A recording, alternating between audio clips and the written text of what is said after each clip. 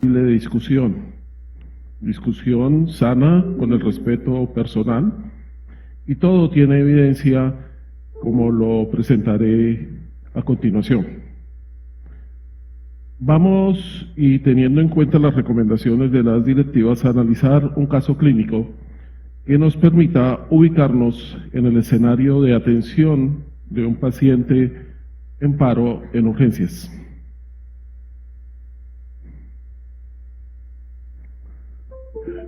Esa es una paciente de 80 años de edad aproximadamente, que está hospitalizada en urgencias porque ingresó con náusea, vómito y al momento refiere una dificultad torácica. Quisiera iniciar dando algunas recomendaciones. Cuando abordamos un paciente, nosotros podemos hacer algo que se llama abordaje sistemático. Si el paciente está consciente, me puedo ir al abordaje desde el punto de vista ACLS. Es un abordaje que, si bien hay que tener premura, me permite hacer algunas cosas con tiempo. Si el paciente está inconsciente, es donde estoy en problemas. Rápidamente tengo que pedir ayuda, rápidamente tengo que valorar si el paciente respira y tiene pulso, y si diagnostico un paro cardíaco, actuar en consecuencia. Pero como estamos viendo, esta paciente está consciente. Inicialmente, les sugiero entonces que hagamos un abordaje sistemático desde la ACLS. Y ese abordaje tiene que ver con la vía aérea, con la ventilación y con la circulación. En la vía aérea, vemos que el paciente tiene una vía aérea permeable y despejada, su respiración está ligeramente forzada y su circulación tiene pulso radial apenas palpable. Y aquí empieza la discusión.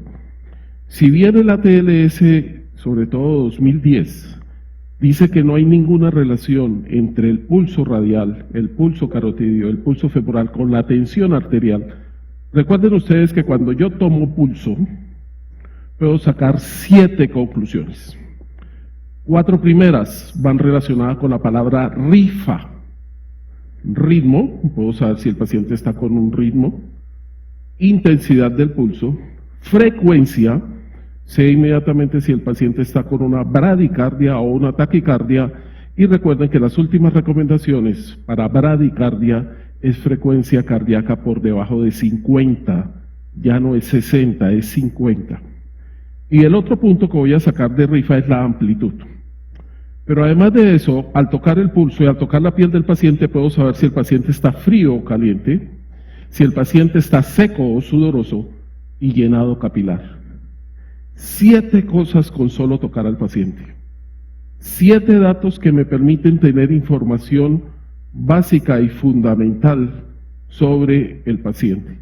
Este paciente tenía una frecuencia cardíaca de 110, tenía una tensión arterial de 80-40 y estaba saturando al medio ambiente en 90%.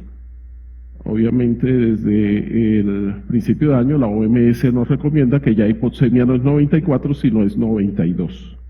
Entonces vemos que es una paciente que está comprometida. En ese abordaje sistemático, sugiero posteriormente hacer lo que denominamos sample. No me gusta que digan sample, para que el cerebro trate de recordar mejor la mnemotecnia. Sample. Signos y síntomas. Es una paciente que tiene náusea, tiene molestia torácica, taquicardia e hipotensión. A de alergias, ninguna conocida. M de medicamentos, la paciente se aplica insulina, toma losartán e hidroclorotiazida. Ya puedo entonces tener en cuenta que en historia médica pasada, que la paciente sufre de diabetes e hipertensión. La última comida fue hace 12 horas. Y un punto importante es saber si hay traumas o no. La paciente no tiene antecedentes de trauma. ¿Consideran ustedes que al momento podemos saber cuál es la causa más probable de esa molestia torácica? Queda difícil.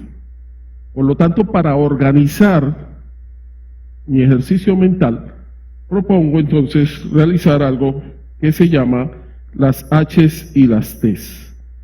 Son diagnósticos diferenciales que nos van a permitir en determinado momento tratar de acercarme al diagnóstico que el paciente está presentando. Y esas H's y esas T's son las que tenemos a continuación.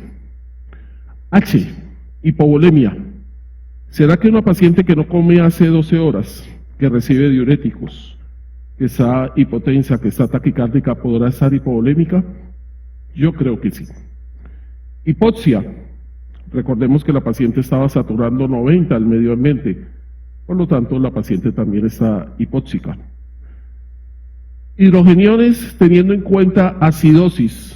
Una paciente que no come hace 12 horas, que no ingiere líquidos, que está hipovolémica, muy probablemente esté acidótica. Hipotermia. Generalmente cuando acudo a los servicios de urgencias, aire acondicionado full, pacientes de la tercera edad, sin ninguna protección. De hecho, hace unos 2 años fui víctima de eso. Más de 6 horas en una institución en urgencias y tenía frío. Y la manta que le dan a uno es una manta supremamente pequeña. Por último, la hipohipercalemia, que puede estar dada por la ingesta de losartán con hidroclorotiazida. Vienen las T's: neumotoras a tensión, taponamiento cardíaco, acordémonos la triada de Beck, toxinas o tabletas, trombosis coronaria. Cuando doy la conferencia, inicialmente el título decía síndrome coronario agudo, entonces todo el mundo al principio decía, la paciente está infartada. Pero mire que antes de llegar al diagnóstico de infarto, hemos tenido otros diagnósticos en los cuales podemos impactar. A la paciente hay que colocarle líquidos, a la paciente hay que colocarle oxígeno. Y muchas veces con la sola colocación de líquidos, esta paciente va a revertir su estado de acidosis. Más adelante veremos la recomendación del uso del bicarbonato. Entonces, con esto en mente, con el diagnóstico de trombosis coronaria en mente, obviamente vamos a hacer un abordaje desde el punto de vista perfusión, teniendo en cuenta que el paciente está hipovolémico. Muchas veces cuando colocamos los líquidos, 200 cc de lactato Ringer, que es lo que se recomienda, y ese lactato no se convierte en ácido láctico, sino que se convierte en bicarbonato, por lo tanto me ayuda a la corrección de la acidosis intrínsecamente, voy a corregir las resistencias vasculares periféricas. El paciente hipertenso es un paciente hipovolémico relativo, está vasoconstreñido, y si además de eso está hipotenso, muy probablemente al colocar líquidos, este paciente va a mejorar su estado de perfusión y mejora su estado de acidosis y mejora sus tensiones arteriales. No todos los pacientes necesitan inotropía. Es muy frecuente el paciente que llega a urgencias, que llega hipotenso, inmediatamente colocamos vasopresores, norepinefrina o dopamina.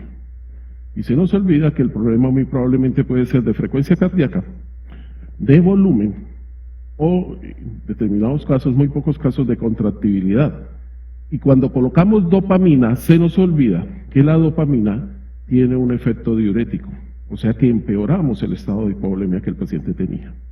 Y por último, como les decía, frecuencia cardíaca. Si el paciente está taquicárdico, la idea es entonces bajar la frecuencia cardíaca, y si el paciente está bradicárdico, será subir la frecuencia cardíaca. Cuando dicto el taller de electrocardiografía básica y arritmias, siempre digo, olvidémonos la forma clásica de leer un electro, de 1, de 2, de 3, de 4, porque no ayuda al cerebro a entender dónde es que puede estar en determinado momento ocurriendo el problema.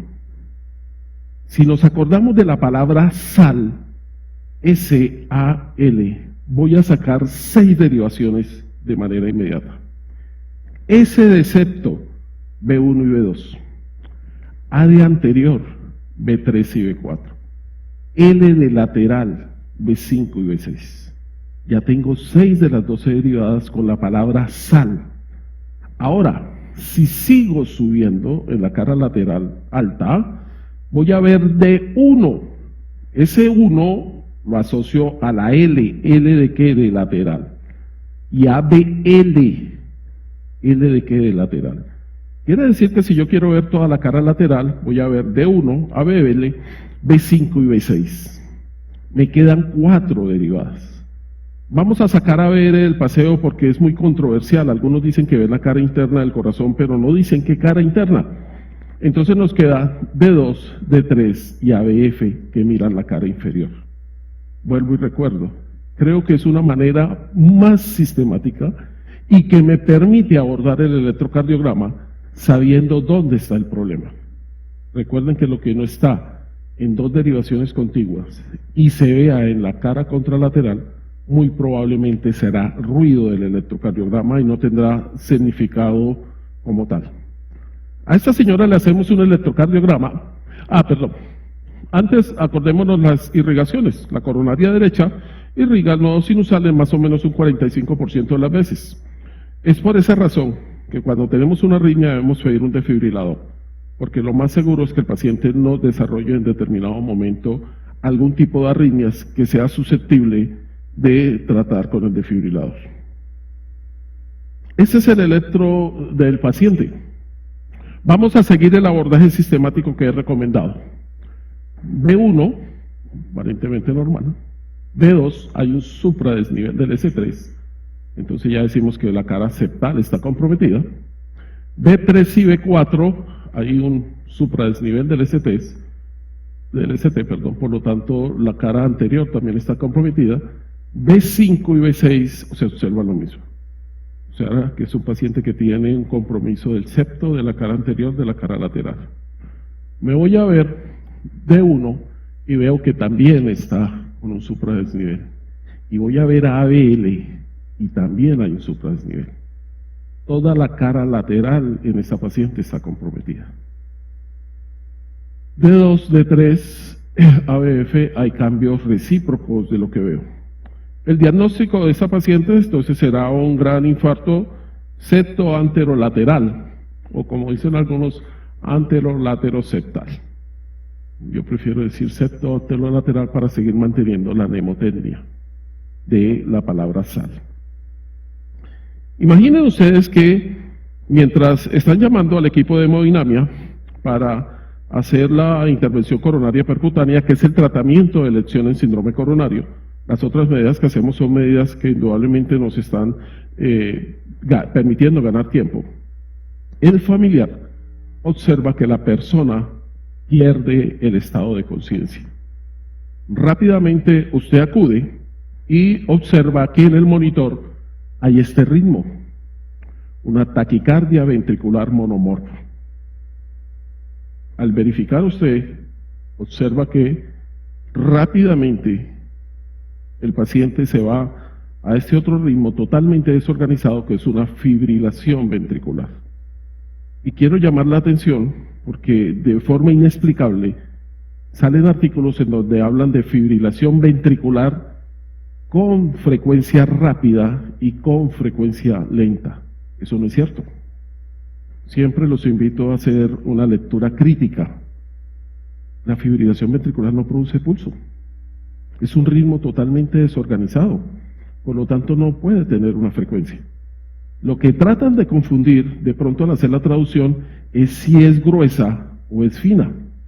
Porque imagínense ustedes que cuando entro en fibrilación ventricular no estoy produciendo energía por la vía aerobia y empiezo a consumir ATPs y no los produzco. A la medida que pasa el tiempo, esa fibrilación gruesa se va volviendo fina. Eso es lo que me quiere identificar la fibrilación, que ya lleva mucho tiempo de aparición. Una vez identificado esto, acuérdense que dijimos abordaje desde el punto de vista de BLS, por lo tanto, lo primero que voy a hacer es solicitar ayuda al momento que estoy tocando pulso. Paciente no respira, no tiene pulso y tiene este tipo de ritmo, está en paro. Tengo que actuar en consecuencia, y actuar en consecuencia será entonces iniciar las compresiones, las ventilaciones, mientras me traen el desfibrilador. El único tratamiento, clase de recomendación 1, para la fibrilación y la taquicardia ventricular sin pulso es desfibrilar, no hay otro tratamiento. Ustedes me preguntarán, ¿y entonces qué hacemos comprimiendo y ventilando? Estamos generando flujo para tratar de preservar dos entidades, el cerebro y el músculo cardíaco. Por eso comprimimos y por eso ventilamos. No vamos a sacar al paciente de su estado de fibrilación. Estamos ganando tiempo para que el paciente pueda ser defibrilado. Por eso la necesidad de utilizarlo. Y por eso, hace varios años, cuando era coordinador del Comité Nacional de Reanimación de la Sociedad Colombiana de Anestesiología, nos propusimos a que hubieran desfibriladores en los sitios de afluencia de público. Es así como ese año, puedo comentarles, se aprobó la ley mediante la cual se ordena que en los sitios públicos haya un desfibrilador externo automático. Obviamente vendrá ahora el proceso de capacitación para que todas las personas puedan utilizar. En las guías 2015 empieza a aparecer el manejo del paro intrahospitalario muy diferente al manejo del paro extrahospitalario. El manejo del paro extrahospitalario, de una forma un poco contradictoria, tiene mejor tasa de supervivencia que el manejo del paro intrahospitalario. Pero no es precisamente por la atención, porque la atención que se brinda intrahospitalariamente es mucho mejor. El problema es que el paciente que está hospitalizado está mucho más comprometido. Por eso las tasas de supervivencia no pasan del 16 y 20%. ¿Qué se supone en un paro intrahospitalario? Como nuestra paciente, que debe estar monitorizada. Por eso yo los invito a que todo paciente que ingrese al servicio de urgencias le compren un tiquete del MIO, Sistema de Transporte Masivo de Occidente, pero aquí el MIO será de atrás hacia adelante, mándenle a colocar oxígeno al paciente, mientras verifican cuánto está saturando. Una canulita, 3 litros, nos da 30-31%, y muchas veces eso es suficiente para mantener al paciente por encima del 92%. Manden a canalizar 2 vías venosas, antecubitales, catéteres 16 que permitan un flujo bastante importante de líquidos en determinado momento. No se compliquen con centrales, ese no es el momento para colocar centrales. Y por último, un monitor, porque el monitor les va a permitir tomar a ustedes decisiones de acuerdo a lo que el paciente presente. La segunda parte de este algoritmo será entonces verificar el estado de conciencia del paciente. Si el paciente no está consciente, inmediatamente pidan ayuda. De manera inmediata, es más, lo pueden hacer simultáneamente con otras 2 medidas, que será la maniobra de frente-mentón para tratar de despejar la vía aérea y tomar pulso carotidio en este momento. Con base en eso van a tomar decisiones. Si el paciente está inconsciente, pero tiene pulso y respira, no está en paro. Hay que averiguar por qué está inconsciente, pero tenemos una ventaja, no está en paro. Si el paciente está inconsciente y no respira, pero tiene pulso, este paciente está en paro respiratorio.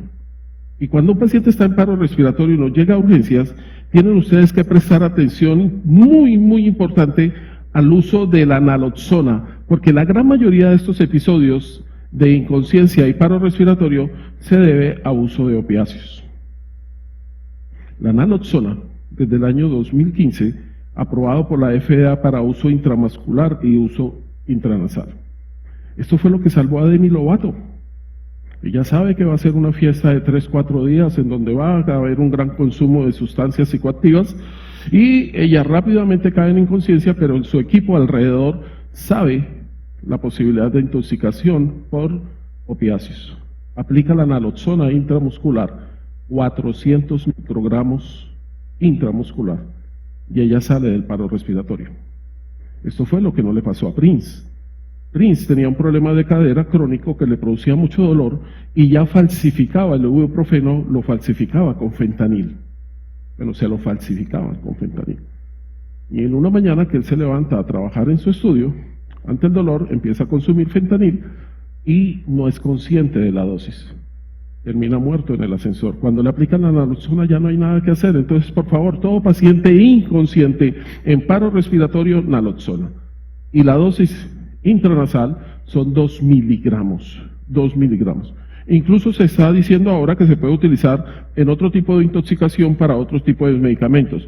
Pero siempre en urgencias, naloxona es uno de los medicamentos que debemos tener. Y tercero, ese paciente está inconsciente, no respira y no tiene pulso.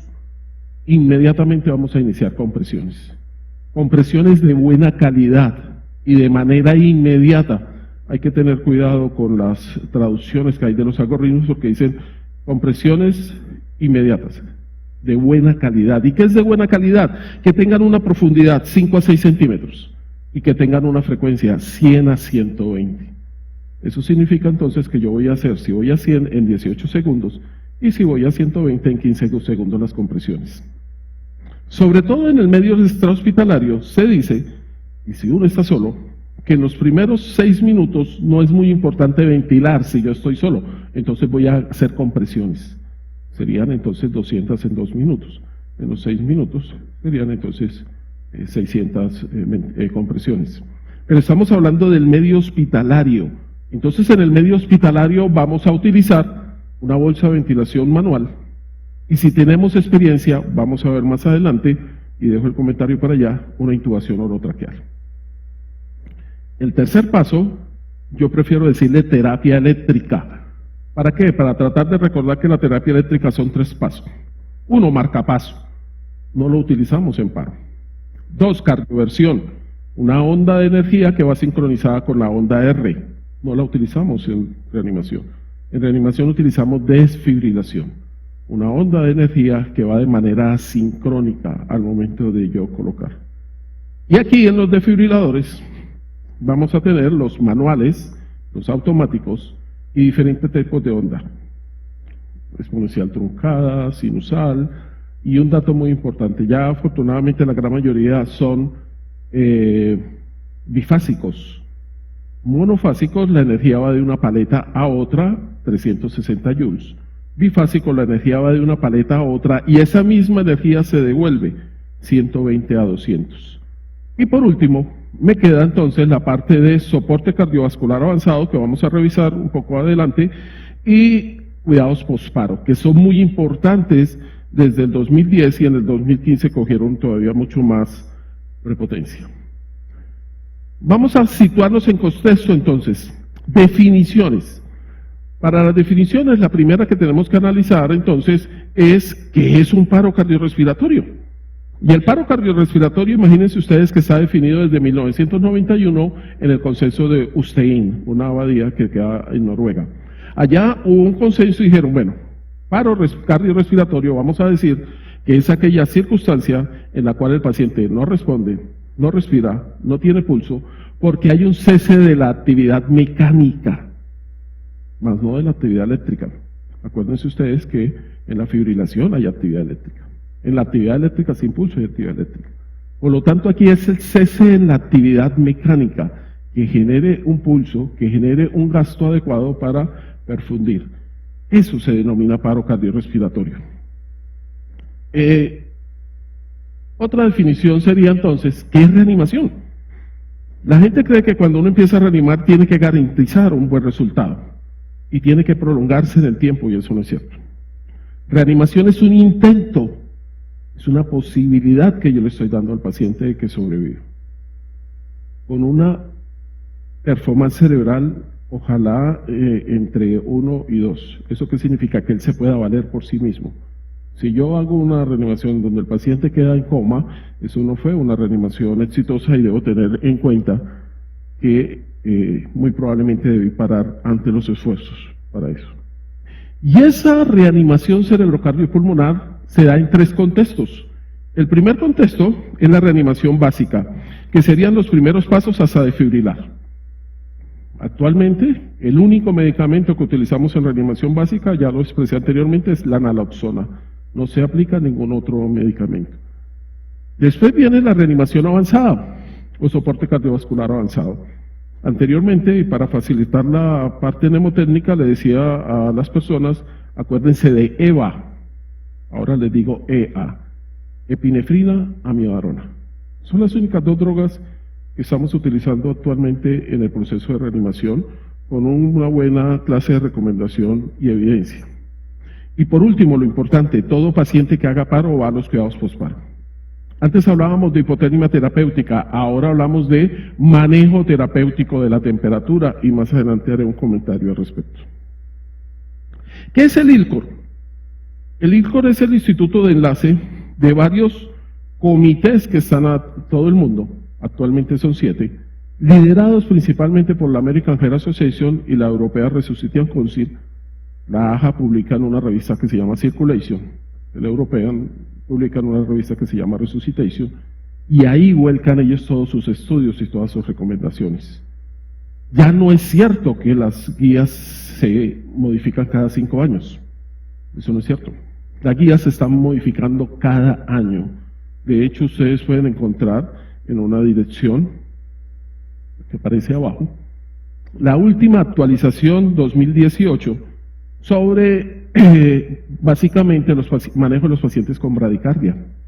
Acá es donde nos dicen ya bradicardia no es 60. Cuando yo tengo un paciente en 55 no está bradicardia. Bradicardia es por debajo de 50. Entonces, ¿a qué nos lleva esto? A que permanentemente tenemos que estar actualizándonos en la página que les mostré al final de la... Y básicamente se hacen con 2 elementos. Core, clase de recomendación, ¿qué debemos hacer? Y si ustedes observan, la gran mayoría de las recomendaciones son clase 2B. ¿Y qué es una clase 2B? En donde el beneficio es mayor o igual al riesgo. Quiere decir que no estamos mostrando en realidad algo que esté funcionando de por sí y esté comprobado. Y cuando nos vamos a los niveles de evidencia, o sea, la calidad de los datos que soportan, nos encontramos que la gran mayoría están en la parte CEP. Y algunos son estudios no randomizados. Quiere decir que lo que tenemos que tratar, por favor, es evitar que el paciente llegue a paro. Porque cuando el paciente llega a paro, tanto las recomendaciones que tenemos como la clase de evidencia no es la mejor, no es la más adecuada. Por eso las tasas de supervivencia todavía son muy bajas. Y recibiendo las recomendaciones para esta presentación, entonces me dijeron que por favor hablara de evidencias actualizadas. Voy a traer algunas, las que yo considero más importantes o más controvertidas. Les decía, cuando hay un solo reanimador, no le dé tanta importancia a la ventilación, comprima. Y comprima, como he dicho, 5 a 6 centímetros, 100 a 120. Miren la clase de recomendación. 1, son de las pocas clases de recomendación. 1, comprima, comprima, comprima, y después de comprimir, comprima. Obviamente acuérdense que hemos pedido ayuda y estamos esperando un desfibrilador. Pero mientras llegue el desfibrilador, ¿qué vamos a hacer? Comprimir. Cuando esté cansado, si ya ha llegado ayuda, ¿a qué lo pongo a hacer? A comprimir. Cuando llegue el desfibrilador, lo voy a utilizar inmediatamente. Tenemos otra clase de recomendación, que también es discutible. Estudiante de anestesia que se respete, llega a la rotación queriendo intubar. Y considera un fracaso si termina la rotación de anestesia y no ha intubado. Y yo siempre les digo, miren, la curva de acumulación, el CUSUM, para que un residente en Estados Unidos pueda intubar a un ser humano, está en 82 a 84 intubaciones en el simulador.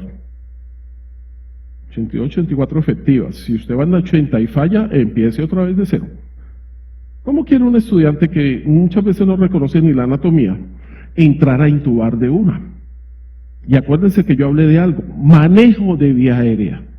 Y manejo de vía aérea puede ser algo tan sencillo como la maniobra de frente-mentón, la triple maniobra de Safar, colocar una cánula nasal, colocar una máscara de Venturi, ventilar con máscara, ventilar con BVM. A mí no me gusta decir bolsa, válvula, mascarilla, porque cuando la mascarilla está reemplazada por un tubo pierde entonces el nombre. Yo le digo lo que originalmente era bolsa de ventilación manual, e incluso colocar máscara laringea. El uso de la máscara laringea está diseminado, ¿por qué? Porque es mucho más fácil de colocar. Se obtiene mejor tasa de éxitos con menor número de intentos, y vamos a proteger la vía aérea. Y miren lo que aparece como clase de evidencia 2B. No hay ninguna diferencia, ¿sí? Si yo coloco un tubo o sigo ventilando con máscara. Pero sí hay un punto importante. Al mes, los pacientes que salen, aquellos que fueron intubados, sobre todo por personal no entrenado, tienen mayor complicaciones orales. Por favor, si está ventilando bien con la bolsa de ventilación manual, quizá atrévase a ponerse una máscara laringea si tiene el entrenamiento. Pero no intente poner un tubo porque hace daño. Y acuérdense que uno de nuestros principios es, primero, no hacer daño. Entonces, dejemos de insistir en la intubación cuando estamos viendo que nuestras frases de recomendación no dicen eso. Ahora, usted está en urgencias, se está enfrentando frecuentemente a intubar. Mire esta clase de recomendación. Por favor, de manera frecuente, vaya a los centros de simulación y practique intubación. Para mantener esa destreza adquirida en plenitud de capacidades para hacerlo cuando usted lo necesite. Pero la persona intuba hoy, llega a casa, mamá, intubé un paciente. Y ya en urgencias considera que va a intubar a todos los pacientes. Y acuérdense que vamos a producir daño. Y mira aquí dice, ¿usted está en urgencias? Acuda a los centros de simulación cada vez más frecuentes en Cali, en varios sitios, que nos permitan practicar la intubación. La capnografía es un punto fundamental en la reanimación.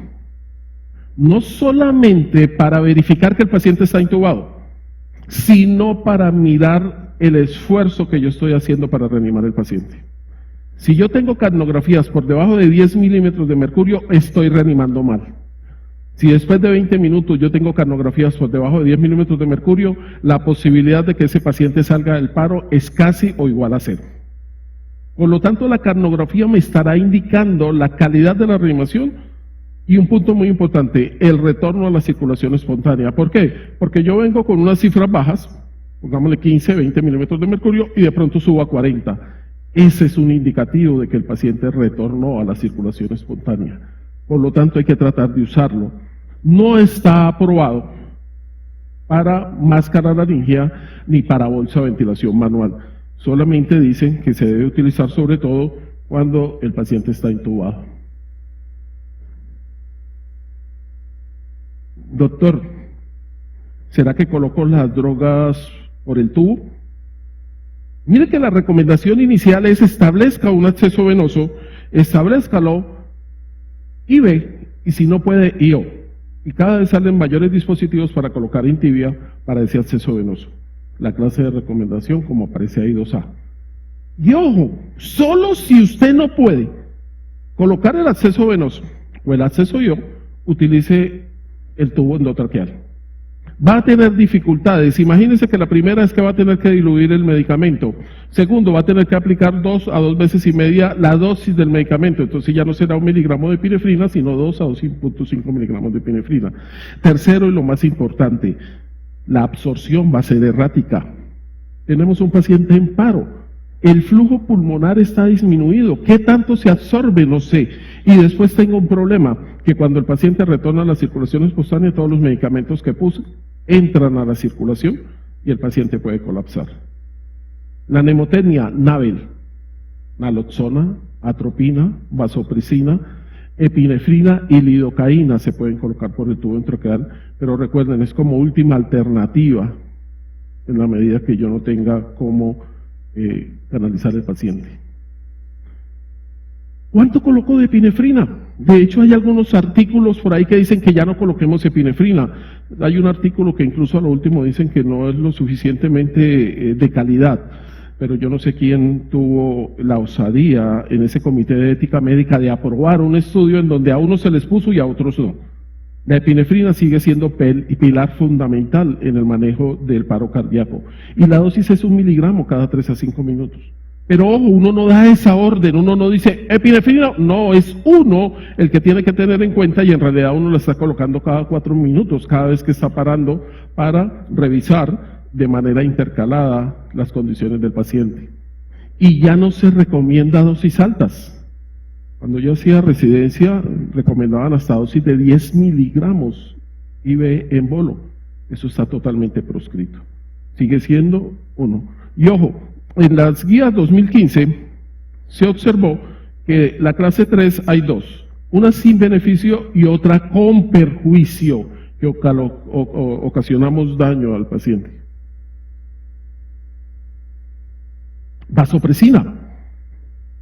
Se hacen los estudios y se encuentra que no ofrece ventajas, entonces yo puedo utilizar epinefrina o vasopresina. El problema es que en el proceso de aprendizaje confundo a las personas. Vasopresina reemplaza la primera o la segunda dosis de epinefrina. Las personas no entendían, no sabían cómo aplicarlo y se confundían. Ante la confusión sacamos la vasopresina, no porque sea mala, es para evitar la confusión. Utilicen epinefrina. Tienen vasopresina y no hay epinefrina, cosa que pues puedo dudar, coloquen 40 unidades sin mayor problema. Esa combinación, vasopresina-epinefrina, que puede en determinado momento creer uno que ofrece ventajas, no ofrece ninguna ventaja. Combinarlas no ofrece ventajas, por eso salió la vasopresina del algoritmo y actualmente se ha simplificado a la epinefrina. Amiodarona. Con la amiodarona y la dilicodeína ha pasado de todo. Guía 2005, uno utilizaba amiodarona o lidocaína. Guía 2010 sale la lidocaína clase indeterminada. Guía 2015 vuelve la lidocaína, pero la amiodarona tiene mejor nivel de evidencia que la lidocaína. Y ahora nos dicen, en el 2018, no, mire, o amiodarona o lidocaína, ambas con la misma clase de recomendación y nivel de evidencia. O sea que yo puedo utilizar cualquiera de las dos. Caso de la amiodarona, acuérdense que el paciente está en paro, 300 miligramos IV en bolo, primera dosis, segunda dosis 150 miligramos. En caso de la lidocaína, 1 a 1.5 miligramos por kilo la primera dosis, después 0.75 a 0.5. Pero ya actualmente, 2018, actualizado el año pasado, ambas tienen la misma nivel de evidencia. Magnesio. Utilice solo magnesio si usted está ante la presencia de un paro que se originó por una torsión de puntas.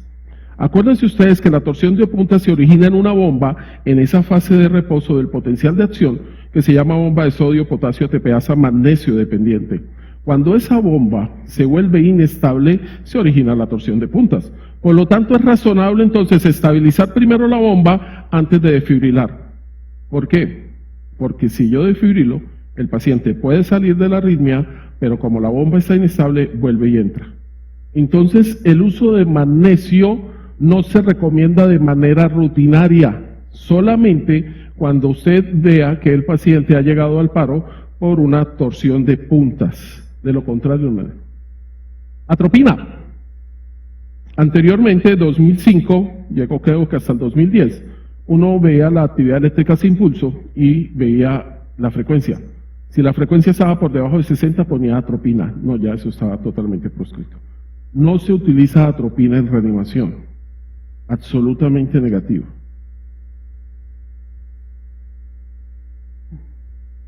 ¿Qué onda utilizo?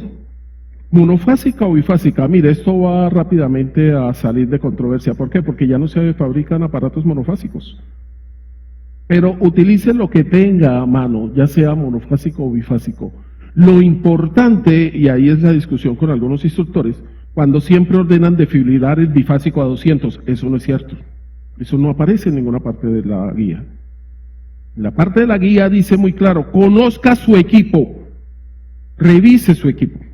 Cuando usted llega a turno de urgencias, usted debería ir a ver qué equipo tiene, si está funcionando, si prende, si tiene paletas, si tiene gel, todo eso. ¿Qué equipo es, monofásico o bifásico? Y cuando uno lo prende, él prende la energía seleccionada y recomendada por el fabricante. Los equipos Sol generalmente prenden en 120. Los equipos Minray prenden en 150. Es por eso que la guía dice que para la segunda desfibrilada yo debería aumentar al máximo 200. No es 220 ni 250, la guía dice 200. ¿Por qué creo que rápidamente vamos a desechar esto? Porque los equipos modernos, cuando yo pongo las paletas en el tórax, son tan estilizados que él me mide la impedancia del tórax. Y él mismo mide cuánto va a dar de energía. Yo no tengo que seleccionarla. Y automáticamente para la segunda desfibrilada, él se va al máximo, 200.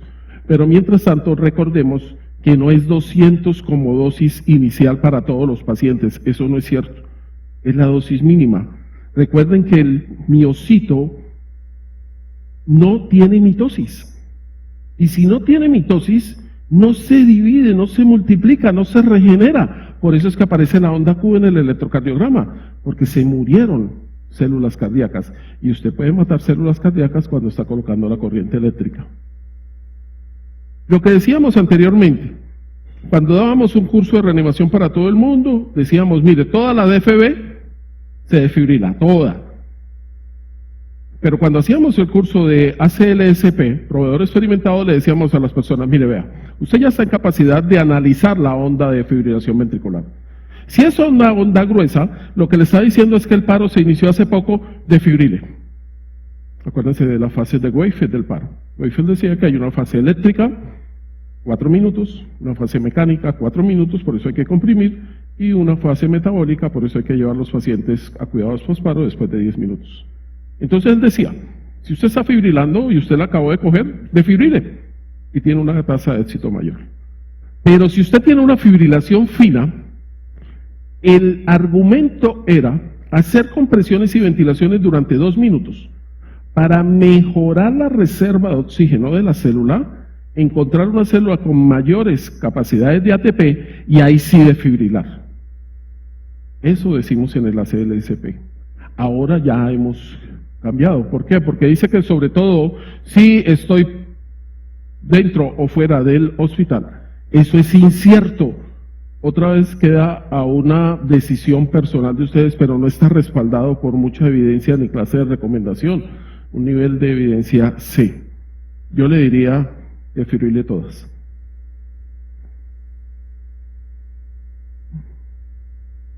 Manejo posparo. Punto importante. Llevar al paciente a la UCI y tener metas terapéuticas. ¿Qué voy a hacer con ese paciente? Primero, abolir la hipovolemia. Segundo, abolir la hipoxemia.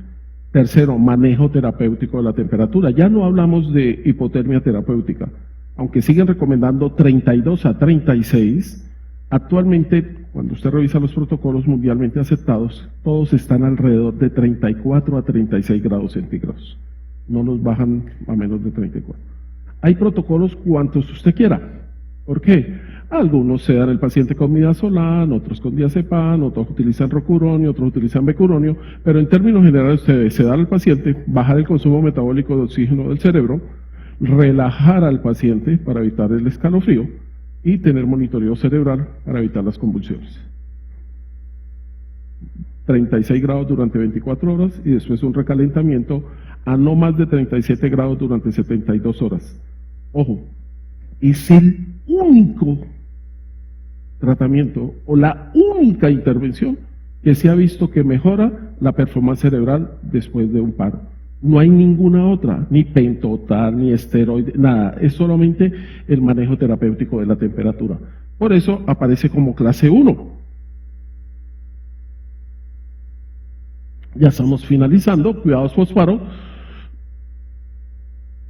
¿Qué hacemos? El paciente salió de paro, estoy en urgencias, oiga, coloco betabloqueadores, sobre todo de uso temprano en la primera hora, teniendo en cuenta que los betabloqueadores, y en este caso el paciente con infarto, ha visto que es una terapia que mejora. Pues miren ustedes que no se recomienda. No se recomienda el uso de betabloqueadores en el posparo inmediato, sobre todo en la primera hora. Uso de la lidocaína profiláctico. El paciente estaba convulsionando, el paciente estaba fibrilando, el paciente estaba en un ataque cardiovascular sin pulso de refractaria, coloqué amiodarona o coloqué lidocaína. ¿Dejo lidocaína en goteo? No. Solamente si usted va a transportar al paciente. Porque que el paciente te haga un nuevo evento en ese transporte va a ser de difícil manejo. Pero para uso intrahospitalario no se recomienda el uso de la lidocaína con la evidencia y la recomendación que aparece ahí. Terminando, todo paciente comatoso, que salga del paro, que no responda a comandos, por lo tanto está en coma, debe ser llevado a manejo terapéutico de la temperatura. Y miren la clase de evidencia y recomendación cuando el paro es extrahospitalario y cuando el paro es intrahospitalario. Ambas son clase 1. Lo que cambia es el nivel de evidencia, pero vuelvo y repito, es lo que se debe hacer en estos momentos en los sitios de urgencias. Esta foto tiene un especial interés y es en la fila de abajo, hacia mano derecha, tenemos uno de los padres de la reanimación de Occidente, el doctor Peter Safar, muy amigo de quien está en la mitad, que es el doctor Negovsky. Safar llamaba a Negovsky Reanimator, porque nos enseñó mucho sobre el paro cardíaco y sobre todo nos enseñó mucho sobre un síndrome que él describió a principios del siglo pasado, síndrome postparo. Esto fue en una conferencia en Pittsburgh, en donde Safar tuvo oportunidad de invitarlo, ya había ido a Moscú a la conferencia allá. Esta es la página que ustedes tienen que permanentemente estar revisando. La dirección está al final. ¿Por qué hay que revisarla permanentemente? Porque ahí es donde aparecen todos los cambios y no son cada 5 años. Ya hay cambios 2019, acá apoyados en cambios del 2018. ¿Cómo aparece? Aparece la recomendación nueva, aparece la recomendación vieja y aparece el porqué del cambio. Entonces es muy importante que ustedes estén permanentemente revisando esta página, de la cual he sacado parte de la información para la conferencia que acabamos de dictar. ¿Preguntas? Buenos días para todos. Buenos días. Una pregunta. Usted cuando hablaba de la epinefrina, hablaba de que ya no se utilizan pues, los 10 miligramos. La pregunta es, ¿cuánta dosis de epinefrina debe utilizar y qué nivel de evidencia tiene? Ya. Tu pregunta, si mal no la quiero entender, tiene que ver más con relación al tiempo o duración de la reanimación, ¿me equivoco? Porque la dosis está claramente establecida, 1 miligramo cada 3 a 5 minutos. Pero vamos a hacer el siguiente ejercicio. Yo encuentro a un paciente en paro, minuto 0, inicio compresiones y ventilaciones, inicio a canalizar y todo. A los 2 minutos, yo no puedo colocar aquí ningún medicamento porque no sé qué ritmo de paro tiene el paciente. Yo a los 2 minutos, aproximadamente, voy a analizar el ritmo del paciente. Si el paro es consecuencia de un ritmo no desfibrilable, yo te digo, coloca inmediatamente la dosis de epinefrina. Ritmo no desfibrilable. Pero si es un ritmo desfibrilable, tú no puedes colocar epinefrina, por una sencilla razón. Porque acuérdate que en las guías actuales, tú no verificas ritmo después de la desfibrilada. ¿Qué hacemos después de desfibrilar? Compresiones y ventilaciones. ¿Durante cuánto tiempo? Durante 2 minutos. Quiere decir que es en este minuto cuando usted verifica que lo que hizo hace 2 minutos estuvo bien o mal. Quiere decir que la primera dosis de epinefrina en un ritmo desfibrilable se coloca después de la segunda desfibrilada, no después de la primera, porque yo no sé si el paciente salió. Y después de la segunda desfibrilada, mira lo interesante de esto. Hace 2 minutos de reanimación y vuelves a encontrar un ritmo desfibrilable. Es la tercera desfibrilada. Es cuando el ritmo se ha vuelto persistente. Cuando yo digo que el ritmo se volvió cansón, es cuando yo voy a utilizar la primera dosis de amiodarona. Preguntémonos, ¿por qué no utilizo epinefrina acá? La respuesta es muy sencilla, porque apenas llevo 2 minutos de la última dosis. Y la dosis cada 3 a 5. Y el ritmo se ha vuelto persistente, coloco amiodarona o lidocaína. Sigamos el ejercicio, otros 2 minutos de reanimación y voy a verificar el ritmo. El ritmo sigue siendo desfibrilable. ¿Qué medicamento voy a poner? Oigo. ¿Cuántos minutos llevo de reanimación después de la última aplicación de la epinefrina? 4. Entonces es el momento de poner la segunda dosis de epinefrina. Sigamos el ejercicio. 2 minutos de reanimación y el ritmo sigue siendo desfibrilable. ¿Puedo colocar epinefrina? No, porque la acabé de utilizar. Voy a utilizar la segunda dosis de amiodarona. Si ustedes me han seguido, han observado que las drogas se ponen intercaladas. Epinefrina, amiodarona. Pero la amiodarona son solamente 2 dosis. De ahí en adelante yo solamente coloco epinefrina. Entonces, entendiendo un poco más allá su pregunta, ¿hasta cuándo voy a hacer eso? Imagínense que eso es una pregunta ética. ¿A quién estamos reanimando? Yo estoy reanimando a un paciente de 70 años que tiene un cáncer de próstata invasivo a toda su economía. Yo empiezo a reanimar y paro, inmediatamente recibo esa información. Tengo que pensar en calidad de vida. Pero vamos a otro extremo. Paciente de 17 años que allí en la Cañas Gordas se estrella en su moto y tiene salida de masa cerebral. ¿La reanimamos? Sí.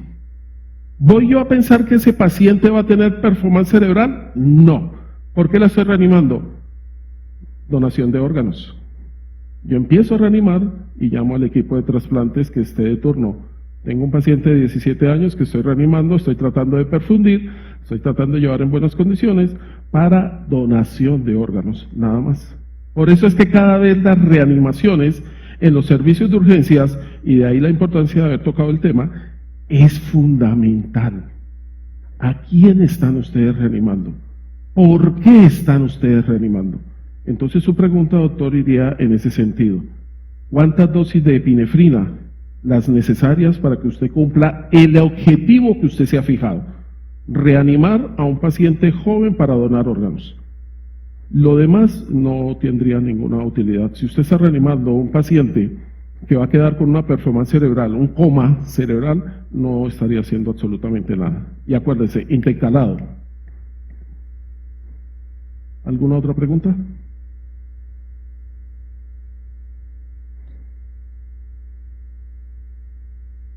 Buenos días. Buenos días. ¿Cómo se determina un estado? Bueno, es un caso particular que tuve en el sitio de trabajo. Es un paciente que tiene una implantación de corazón artificial hace más de 10 años y me ingresa en muy mal estado general. Hipotenso, febril, pues no puedo hablar ni de taquicardia ni de bradicardia, pues dado el implante del corazón artificial. Pero, ¿cómo hago la reanimación en este paciente teniendo en cuenta que han cambiado mucho los parámetros a la hora de manejar los líquidos, incluso hacer transfusiones? Gracias, doctora, porque me permite. Yo me siento muy orgulloso de ser santanderiano. Cuando llegué aquí me tocó explicar, yo no soy de Santander, yo soy del departamento de Santander. En Santander, la Fundación Cardiovascular, el doctor Leonardo y el doctor Camilo, conocidos, están trabajando en ECMO. Primero en implantación de corazones. Como la doctora dice, cuando yo tengo un asistente ventricular, esos pacientes no tienen pulso. Son lo más de curioso porque el flujo es continuo, entonces ellos no tienen pulso. En otras palabras, vivirían en paro. ¿Cómo hago, doctora? Esos pacientes hay que llevarlos a ECMO. Y cada vez el ECMO, o sea, llevarlo a circulación extracorpórea, lo tomamos de los cirujanos cardiovasculares, llevarlo a ECMO, rápidamente canalizar, y vemos ya, por ejemplo, que en Bucaramanga están los estándares mundiales. Antes de 2 minutos que ellos deciden llevar a un paciente a ECMO, lo han canalizado, acuérdense que puede ser veno-venoso, veno-arterial, arteriovenoso, y lo sacan a ECMO. Y hay un video muy interesante, en donde el paciente está en fibrilación ventricular, en ECMO, y está hablando. Señor, ¿cómo se siente? Bien. Y le hacen una serie de preguntas y el señor está orientado, está con buena atención, pero la atención la está dando la máquina de circulación extracorpórea. Obviamente que hay que sacar ese corazón de fibrilación, porque no va a aguantar mucho tiempo. Pero cada vez más, y Bucaramanga a nivel internacional tiene mucha preponderancia, estamos sacando a los pacientes a ECMO. De hecho, en reanimación, se dice que cuando usted tiene una causa reversible, imaginémonos toxicidad por anestésicos locales, sabemos que una vez pase el efecto, 1 hora, en el caso de la bupivacaína, el paciente va a ser reanimado mucho más fácil. Entonces en estos pacientes recomiendan 2 equipos. Primero, el LUCAS. Parece que LUCAS es una abreviatura de Lund, la Universidad Sueca, Lund Unit Cardiac Assistance System. Es el pistón que hace compresiones y que cuando yo hago los estudios veo que es mucho mejor el pistón que hacer las compresiones por el ser humano.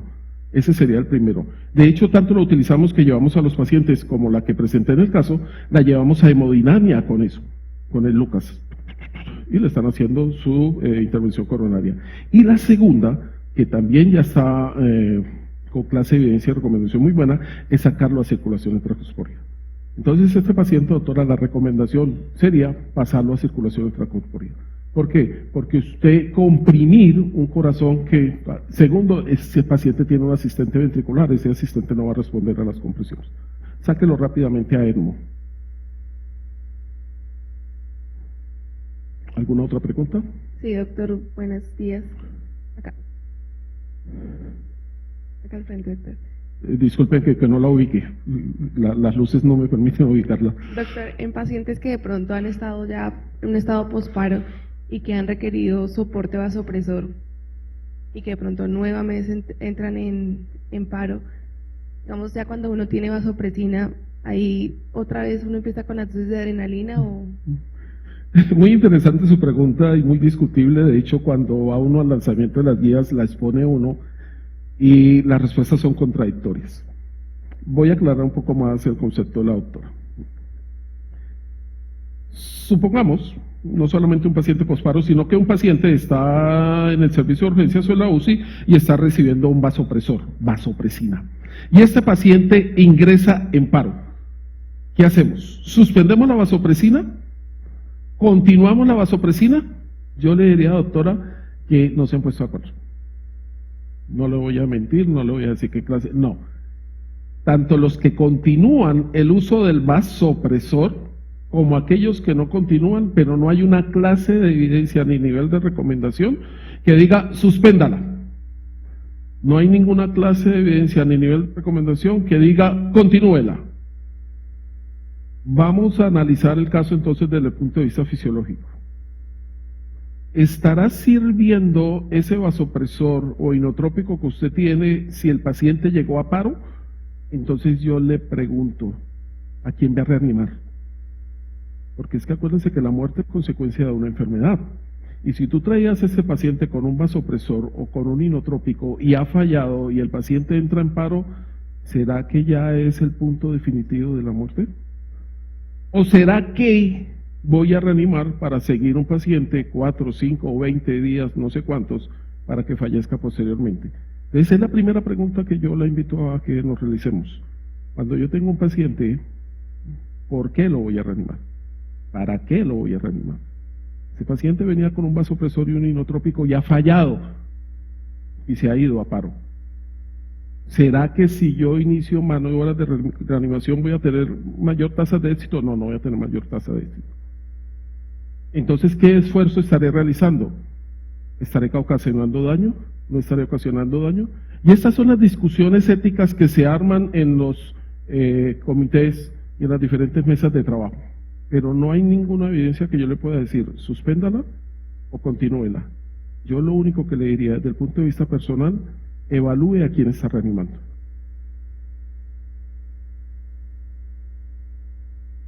¿Alguna otra pregunta? Ok. Gracias. Han sido ustedes muy amables, muy gentiles. Un abrazo.